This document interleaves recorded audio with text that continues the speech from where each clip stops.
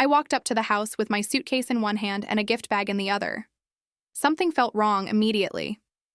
December 23rd should have meant cinnamon candles burning, Nat King Cole streaming from Mom's speaker, the whole house buzzing with Christmas energy. Instead, dead silence. Mom opened the door without even a smile. "Oh, Evelyn, you're early." No hug, no excitement, just nothing. Behind her, I spotted 4 matching suitcases lined up in the hallway like soldiers. Sierra's voice drifted from the kitchen, all bubbly and excited. "Can you believe this resort has butler service? Mark looked it up. They even press your clothes." My stomach dropped. I stood frozen in the doorway, not quite inside, my chest tightening around something I couldn't name yet. For 3 months, I'd worked myself to death for this trip. Campus cafe at 6 a.m., library shifts until midnight. I packed lunches, skipped, haircuts, lived on ramen, all to send Sierra that $3,000 she demanded in November. Every single penny. Dad appeared from the living room, clearing his throat the way he always does before delivering bad news. "Pumpkin," he said, "we need to talk." They sat me down at the kitchen table like I was about to be fired from my own family. Mom's holiday centerpiece glowed between us, those fake LED candles flickering like they were trying to apologize for what was coming. Sierra flashed that rehearsed smile she's perfected since childhood. There's been a change of plans. My blood turned to ice. We've hit some snags with the cafe. Numbers aren't what we hoped. She paused like she was delivering tragic news instead of a betrayal. So Mom, Dad, Mark, and I decided it's best if you sit this one out. The room spun. But my money? "Oh, that already went toward booking everything," Sierra said brightly, like she'd just solved world hunger. "Thanks for that, by the way." They all stared at me like this was kindness. Like excluding me from the family vacation I'd funded was somehow generous. This wasn't new. This was my entire life. When Sierra won her debate competition in high school, Mom baked a 3-layer cake and made t-shirts reading "Future Senator." When I got the lead in our school play, she clapped politely, then left halfway through because Sierra had called with some urgent paper crisis. There were always more urgent things when Sierra was involved. She was 5 years older, 5 inches, taller, and in my parents' eyes, 5 times more destined for greatness. The born leader. I was just the quiet one who stayed out of the way. It didn't hurt at first. You tell yourself they're busy, that your time will come. But that time never did. When Sierra left for college, I thought maybe, just maybe, I'd finally stop being the afterthought. Wrong. She called every single day, her voice filling our kitchen through speakerphone while Mom cooked dinner. Dad would light up whenever she mentioned business seminars or competitions. "She's really got that Carter drive," he'd say, like Sierra had inherited some magical gene that skipped me entirely. I'd slide my homework aside when they video called Sierra, making room for their laptop. Eventually, I stopped sitting at the dinner table altogether. Nobody noticed. But Grandpa Walter did. He lived 2 houses down in this beautiful craftsman home with a creaky porch swing and chipped blue shutters. That place smelled like pipe tobacco and old books, like history, like someone actually remembered to live there. When things got too suffocating at home, I'd slip out the back and walk to Grandpa's. He never made a big deal about it. Just scooted over on the couch and handed me the remote. We'd watch Roman Holiday or Casablanca, eating mint chocolate chip ice cream straight from the container with 2 spoons. Other nights we'd play chess, listen to jazz, or sit on his back deck watching clouds change shape. "You don't need the spotlight, Evelyn," he told me once. People think that's where greatness lives, but sometimes the best ones stay just out of it until the moment matters. He never said Sierra's name, never needed to. When I turned 16, he taught me to drive. When I got rejected from student council, he bought me a paint set and said, "You're allowed to make your own picture." On the worst days, like when Mom forgot to pick me up from practice because Sierra needed help with some grant application, he'd just hand me a soda and slide a comic book across the table. Sometimes silence is the loudest kind of love. Was okay. What I got from my parents even love if it only showed up when Sierra wasn't hogging all the space? I kept waiting for them to notice me. They never did.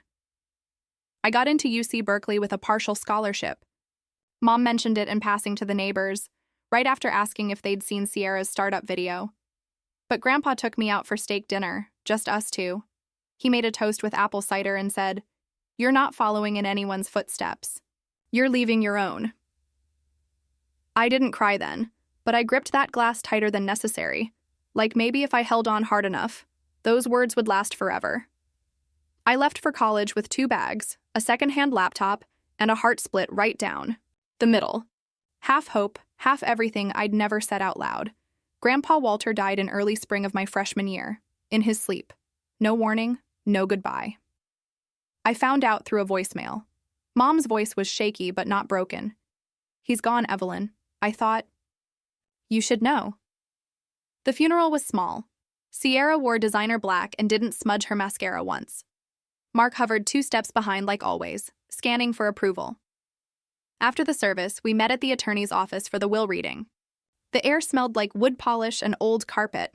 I sat at the far end of the conference table, unsure if I even belonged there. "To my daughter Elaine," the lawyer read, "I leave $50,000. Mom smiled, even teared up a little. "To my granddaughter, Sierra Carter, I leave $300,000. Sierra's face lit up like a chandelier. "Baby," she whispered to Mark, "we can finally open that second location." She turned to me then, not out of curiosity, but to confirm what I hadn't received. "And to my granddaughter Evelyn Carter," the lawyer continued, "I leave my home in Evergreen, Colorado, including all contents and adjacent property." Silence. Then Sierra laughed. Not cruelly, just amused, like watching a kid win a toy from a claw machine. "Oh my God, you got the house," she said, practically giddy. "That's hilarious." Mark chuckled. "Hey, maybe you can sell it and get a nice car, if it doesn't collapse first." Mom scolded them half-heartedly, but her eyes never left Sierra's beaming face.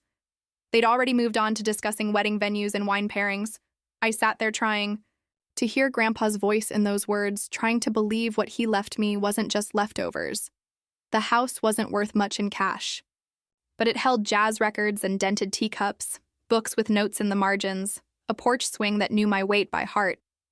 It was where I'd existed fully for once. The takeover started with dinner. Like most things in my family, I'd come home for a weekend between finals. Roast chicken, mashed potatoes, candlelight. The good china was out, which only meant one thing. Sierra had news. She waited until dessert, swirling her wine like someone twice her age and 10 times more self-important. "We've been thinking," she announced. "Now that we're focused on growing the cafe, it would make sense for Mark and me to move into Evergreen." My fork froze halfway to my mouth. She meant Grandpa's house. My house. I opened my mouth, but Mom beat me to it. "Honey, it's perfect timing. You're away at college most of the year, and Sierra and Mark could really use the space." I waited for the follow-up, the courtesy question. None came. Dad nodded. "They're responsible. They'll take care of it." "And of course," Sierra added, setting her glass down with theatrical care, "we're family. You're not seriously thinking of charging rent, are you?" The room laughed. I didn't. I'd run the numbers, property taxes, maintenance, utilities. The house might be mine on paper, but keeping it came with costs. "I was thinking of renting it out," I said quietly. The silence was sharp and quick. Mom sighed the way she did when I brought home anything less than an A. "Oh, sweetheart, why let strangers into Grandpa's space? Family comes first." Mark suddenly became very interested in his potatoes. Sierra smiled past me, like I wasn't even part of the discussion anymore. That night I lay awake wondering how something could be legally mine but emotionally unavailable. I could have said no. Could have told them to find their own place, but what would that have changed? They wouldn't hear me. They never had. So I threw myself into work like it might save me. Campus cafe from 6 to 10, 3 classes, 2 labs, library assistant until midnight. I skipped takeout, skipped birthdays, sold textbooks online. Every time I thought about quitting, I pictured myself in the sun with my family in St. Bart's. In early November, Sierra texted, "We're finalizing bookings. Need your share today to lock everything in." I wired $3,000 that afternoon, every penny I had. It felt worth it. I even let myself look at swimsuits online, found a simple navy one-piece on sale. My roommate Lisa let me borrow her good suitcase, the one with wheels that actually worked. By December 23rd, I was packed early, buzzing with excitement. But something was wrong the moment I stepped into that foyer. After they dropped their bomb about me, sitting this one out, nobody said another word. Not about the money, not about me. On Christmas morning, I stood on the porch watching them load matching luggage into 2 black SUVs. New sunglasses, monogram tags, the kind of money that doesn't forget to look expensive. "You've got the keys, right?" Mom called. I nodded. "Water the plants, check the mail," Dad added, "and turn off the porch lights before bed." Sierra leaned out the window. "We'll send photos. Don't feel left out." She laughed like she'd told the world's funniest joke. I smiled and waved. They didn't look back. The second those SUVs turned the corner, I went inside. Not my parents' house. Anymore. My house evergreen was quiet, snow falling in soft, slow flakes. Inside, the air felt warm but wrong. Sierra's things were everywhere. Designer coats in Grandpa's closet, Mark's shaving kit on the bathroom sink. Their wedding photo sat where Grandpa's chessboard used to be. I stood there for a long moment, letting the silence return to the room. Then I moved. I started in the bedroom, packing clothes, shoes, skincare into boxes. Next, the kitchen, espresso, machine, imported olive oils, their engagement mugs. I didn't throw anything. Didn't break a single glass. Just removed them one by one, like uninviting guests who'd overstayed their welcome. In Grandpa's study, I found a drawer I hadn't opened in years. Inside, an old photo of me and him on the lake, fishing lines tangled, both of us laughing like the world didn't exist outside that boat. On the back, in his handwriting, "To Evelyn. The quiet ones always come back stronger." I placed it above the mantle where it used to hang. Then I called a moving company, paid triple for a holiday job. They came, no questions asked. By sunset, everything was boxed and gone. Last stop, the locksmith. He was older, salt and pepper hair, kind eyes. "Rough Christmas?" he asked. I smiled. "Just long overdue." He replaced every lock. When he finished, he handed me the new keys. I didn't celebrate, didn't call anyone, just sat in Grandpa's old armchair, wrapped myself in the quilt he used to keep by the fireplace, and listened to the house settle under only my weight. The first message arrived, at 9:12 a.m., then 5 more, then 10, then 50. By noon, my phone was vibrating nonstop. "Mom. Evelyn, what's going on? Everything's gone. Please tell me this is some kind of misunderstanding." Sierra. "You've gone too far. Are you serious? You had no right." Mark.